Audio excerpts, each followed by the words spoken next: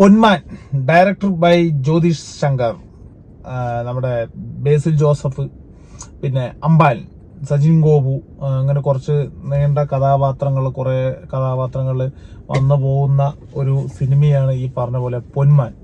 Leading character ചെയ്തിരിക്കുന്ന രണ്ട് വ്യക്തികളാണ് നമ്മുടെ കട്ടപ്പന ഋതിക് റോഷനിലെ പുള്ളിക്കാരുടെ പേരുണ്ടല്ലോ, പേര് മറന്നുപോയി.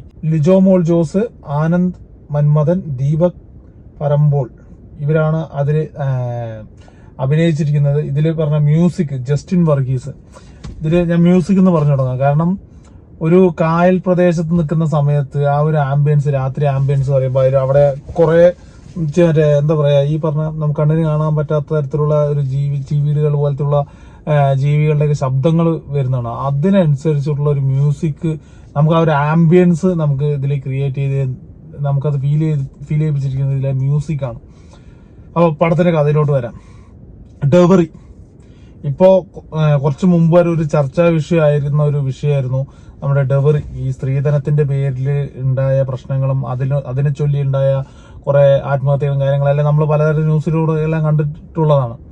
ഈ ഒരു പടം അതിന്റെ ഒരു അവയർനെസ് അല്ല, ഒരു ഇതുപോലെയാണ് ഒരു എടുത്തു വെച്ചിരിക്കുന്ന പടം.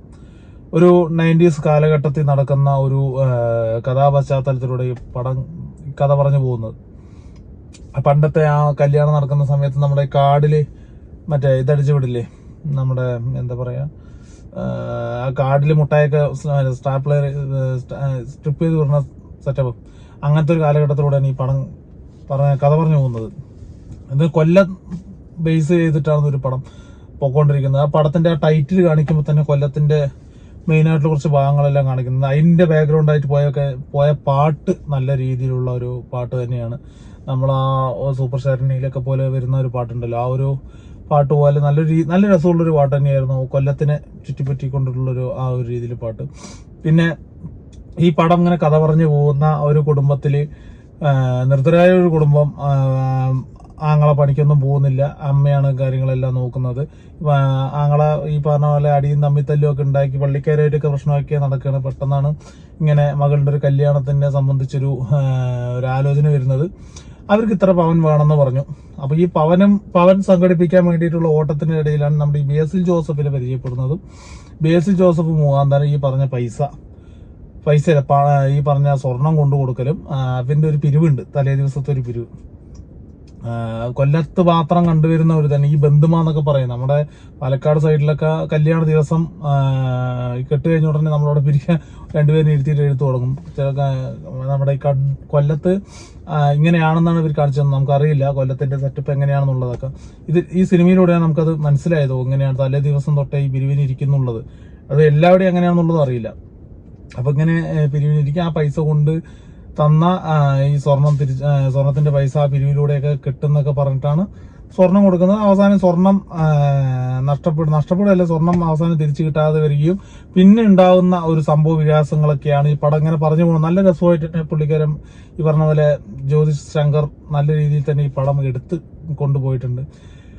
എന്ന് വെച്ചാൽ സ്ത്രീകളും കാരണവന്മാരും, മെയിനായിട്ട് ഈ പടം കാരണവന്മാര് കണ്ടിരിക്കേണ്ട ഒരു പടമാണ്. കാരണം കാരണവന്മാർക്കാണ് ഇപ്പോ സ്ത്രീധനം എന്നുള്ളത്. കാരണം ന്യൂ ജനറേഷനിൽ എത്ര പേർക്ക് ഈ സ്ത്രീധനത്തിന്റെ പേരും പറഞ്ഞ് പോയി സ്ത്രീധനം വേണം പറഞ്ഞിട്ടൊക്കെ പറയുന്നുണ്ടെന്നറിയില്ല.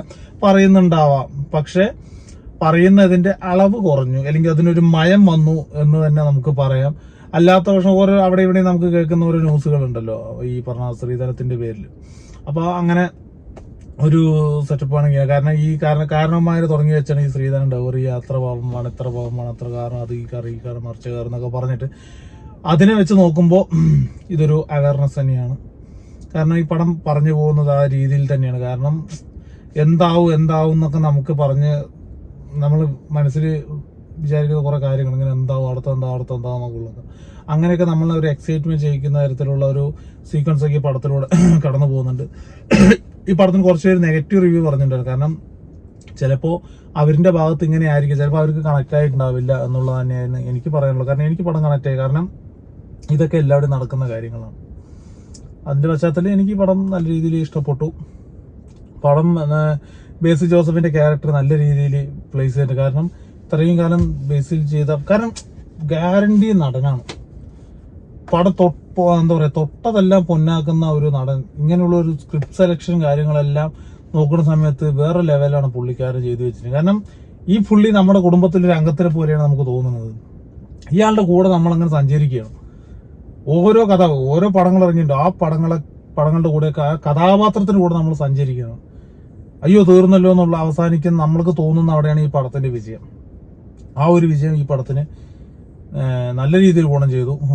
പിന്നെ ഇതിന്റെ മ്യൂസിക്, ഇതിന്റെ സിനിമാറ്റോഗ്രാഫി എല്ലാം അടിപൊളിയായിരുന്നു. എല്ലാവരും അഭിനയം, ആ നായികയായിട്ട് അഭിനയിച്ച എല്ലാം സൂപ്പറായിരുന്നു. പിന്നെ നമ്മുടെ സജിൻ ഗോപു ആള് പിന്നെ ഫസ്റ്റ് തൊട്ട് ലാസ്റ്റ് വരെ ആ ഒരു മസിൽ പിടുത്തത്തിലാണ് ഇങ്ങനെ പോകുന്നത്. അതിനൊരു കാരണമുണ്ട്.